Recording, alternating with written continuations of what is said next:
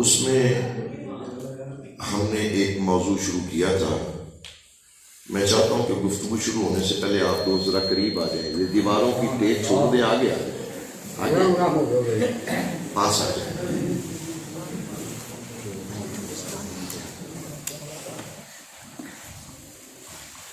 اور اس گفتگو کا حاصل یہ تھا, تھوڑا سا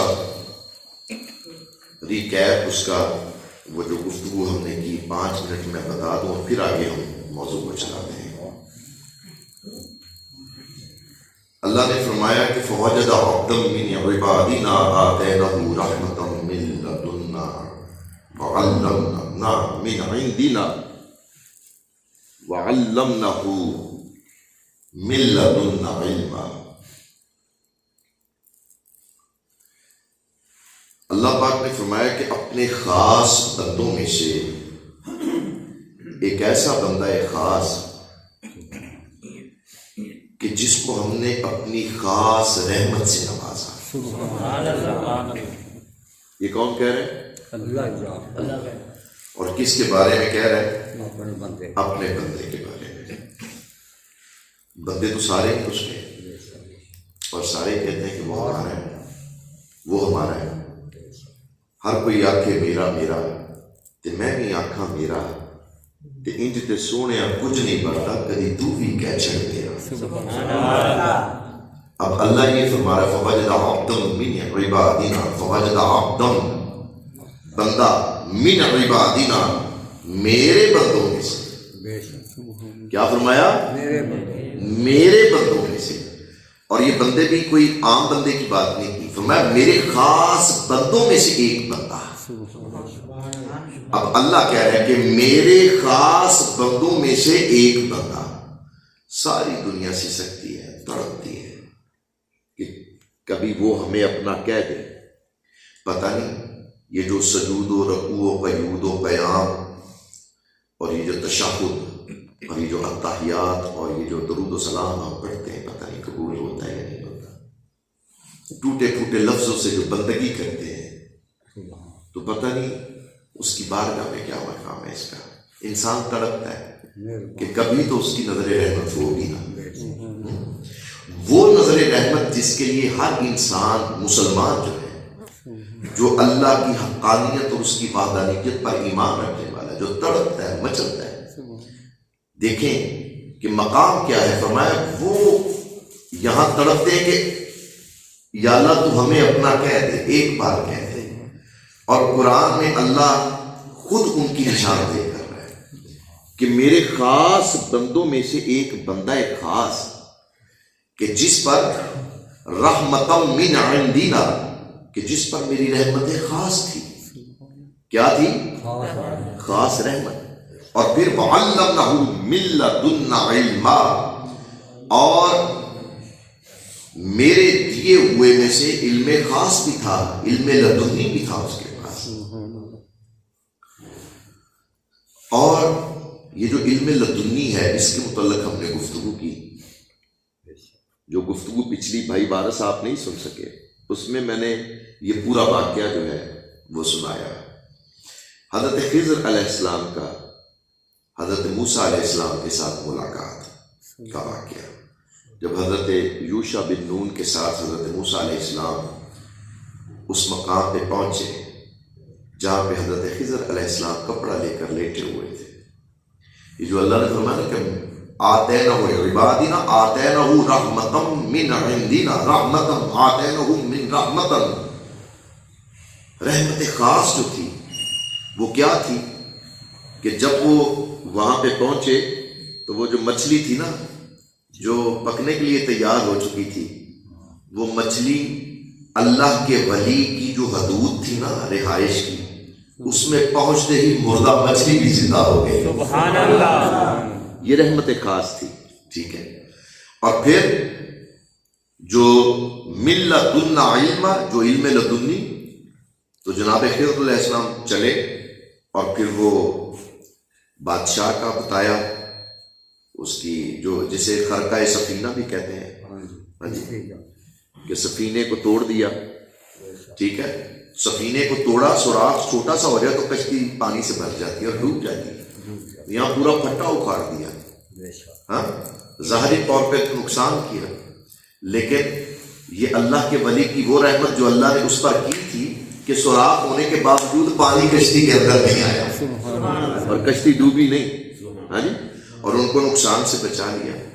یعنی اللہ کے ولی کو بغیر کسی سبب کے، بغیر کسی نوٹیفیکیشن کے، بغیر کسی اطلاع کے، بغیر کسی بندے کے بتانے کے خاص علم ربوبیت سے جو عطا ہوئی وہ یہ ہوئی کہ وہ بادشاہ جو ابھی پیچھے آ رہا تھا، کیونکہ حضرت یوشع بن نون اور حضرت موسیٰ علیہ السلام آئے اور وہ سوئے ہوئے تھے، لیٹے ہوئے تھے، کپڑا لے کے وہیں سے اٹھے اور سفر شروع ہو گیا. راستے میں نہ بادشاہ کو دیکھا، نہ موسیٰ علیہ السلام نے ان کو بتایا، نہ حضرت یوشع نے بتایا کہ پیچھے کوئی بادشاہ بھی آ رہا ہے یا آگے کوئی بادشاہ ہوگا. سفر شروع ہو گیا.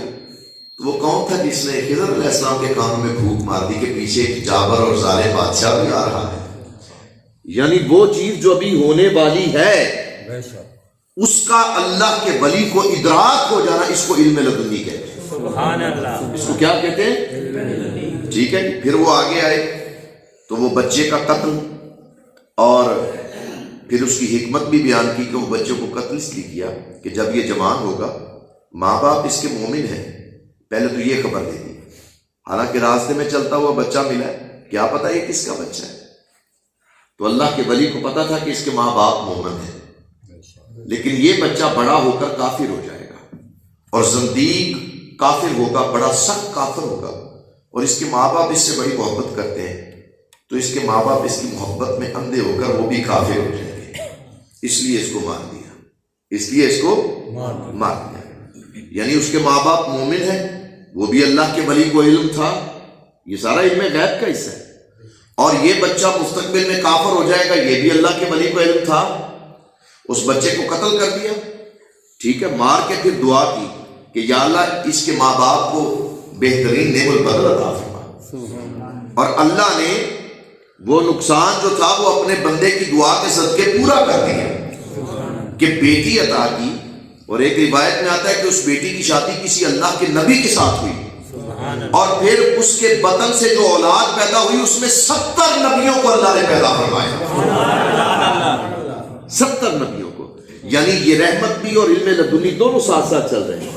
بظاہر نقصان بھی ہے، لیکن دعا کر کے رحمت کا حصہ بھی عطا کر دیا، رحمت کا حصہ بھی عطا کر دیا. پھر وہ آگے چلے اور وہ یتیم بچوں کی دیوار کو سیدھا کیا. حضرت موسیٰ علیہ السلام نے کہا کہ روٹی تو یہاں پہ کسی نے پوچھی نہیں، اجرت ہی لے لیتے اس پہ کچھ. ہاں جی.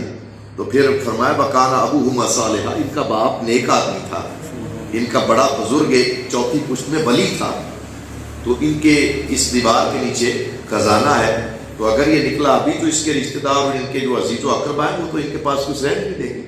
تو یہ بلوغت کو آ جائے، سمجھدار ہو جائے، تو پھر یہ خزانہ ان کے تصرف میں. تو اللہ کے فضل سے یہ علم ان کو ہو گیا. یعنی ولی کو زمین کے صرف اوپر کی بات نہیں کر رہے، یعنی زمین کی تہ میں جو چھپی ہوئی چیز تھی ولی کو وہ بھی خبر تھی. اللہ کا ولی اس کی بھی خبر دے رہا. اور وہ شخص جو پہلے دنیا سے جا چکا، وہ مسلمان تھا یا کافر تھا، اور پھر مسلمان تھا تو مومن تھا یا نہیں تھا، پھر مومن تھا تو کامل مومن تھا یا نہیں تھا. اتنی خبر رکھنا کہ وہ نیک تھا، وہ ولی تھا، وہ اللہ کا قرابت دار تھا. یہ کیا ہے؟ یہ علم لدنی ہے. تو یہ اللہ اپنے خاص بندوں کو عطا فرماتا ہے. اللہ کن کو عطا فرماتا ہے؟ اپنے خاص بندوں کو عطا فرماتا ہے. دوستان گرامی، ہم میں سے ہر کوئی نسبت والا ہے. کوئی کسی شیخ کی بیعت ہے، کوئی کسی شیخ کی بیعت کی ہے، کسی نے کسی کی. اصل مقصد کیا ہے اس کا؟ اس بیعت کا مقصد کیا ہے؟ اب ذرا تھوڑا سا اس پر توجہ دیں تاکہ ہمیں پتہ چلے. موضوع آج میں نے اس دن بھی کہہ دیا تھا کہ موضوع ایک دن میں کمپلیٹ نہیں ہونا، ساری زندگی بھی لگا رہا ہوں تو یہ موضوع نہیں پورا ہو سکتا. لیکن حضور غوث پاک تک یہ بات میں نے ختم کرنی ہے، اور ختم کرنی ہے پرسوں انشاءاللہ بھائی اشرف کے گھر زندگی رہ گئی تو. لیکن یہ پچھلے موضوع کا تسلسل ہے. یہ پتہ چل گیا کہ اللہ کے کچھ خاص بندے ایسے ہیں کہ جن پر اللہ نے یہ رحمت کی ہے، یہ رحمت کی ہے کہ ان کی حدود میں مردہ بھی جائے تو زندہ ہو جاتا ہے. ٹھیک ہے جی، چاہے وہ مردہ جسم جائے تو وہ زندہ، اگر مردہ دل جائے تو وہ بھی زندہ ہو جاتا ہے. اللہ پاک اس کے دل کو بھی ایمان کی دولت سے مشرف کرتا ہے. خدا اس کے سینے میں بھی ایمان کا نور جو ہے وہ بھر دیتا ہے. ٹھیک ہے. اور دوسری بات یہ ہے کہ اللہ کا ولی اللہ کے دیے ہوئے علم سے، اللہ کے عطا کردہ علم سے، جس کو علم لدنی کہتے ہیں، وہ ماضی کو بھی جانتا ہے، حال کو بھی پہچانتا ہے اور مستقبل کو بھی جانتا ہوتا ہے. کوئی چیز اس کی نگاہوں سے پوشیدہ نہیں ہوتی. اچھا، یہ جو بندے ہیں اللہ کے، یہ جو